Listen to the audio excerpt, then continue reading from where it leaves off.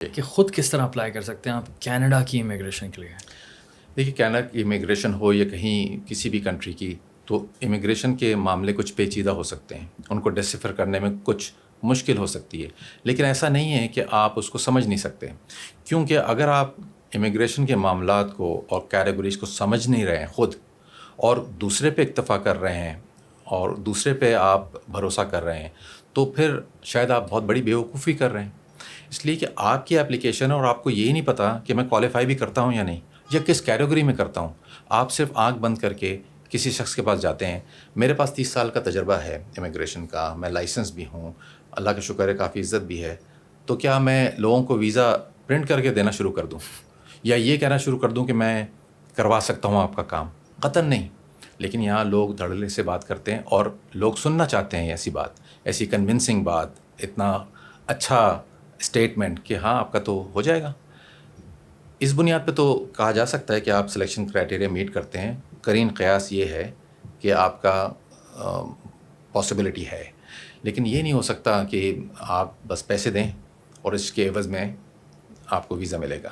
تو آپ اگر نہیں خود سے اپنے آپ کو ٹرین کیے ہوئے ہیں، آپ کسی بھی لائسنس کنسلٹنٹ کے سامنے، ناٹ لوکل، لائسنس کنسلٹنٹ کے سامنے جا کے بیٹھیں، جیسے میرے سامنے کوئی شخص آئے، تو پہلے تو میں اس کے ساتھ فری اسیسمنٹ کے بعد کنسلٹیشن اس کی کرتا ہوں کہ ہم ایک پیج پہ آ جائیں۔ اگر ہم سمجھ جائیں کہ ہاں اس کام کو کرنا ہے تو آگے بڑھیں، اور اگر آپ نے وہ نہیں کیا ہے اور آپ نے صرف یہ سن لیا ہے کہ جی ہو جائے گا، and then you don't want to know anything, کیونکہ آپ کے پاس ٹائم نہیں ہے، یا بس آپ سراب میں مبتلا رہنا چاہتے ہیں، آپ چاہتے ہیں بس میرا کام کرا دیں آپ، تو پھر you can be in big trouble at the end of the day, کیونکہ اگلے نے تو پھر اپنا بوریا بسترا باندھنا ہے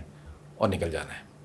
تو یہ ساری چیزیں جو ہیں وہ بڑی پریویلنگ ہے اس سوسائٹی میں، اور دکھ بھی ہوتا ہے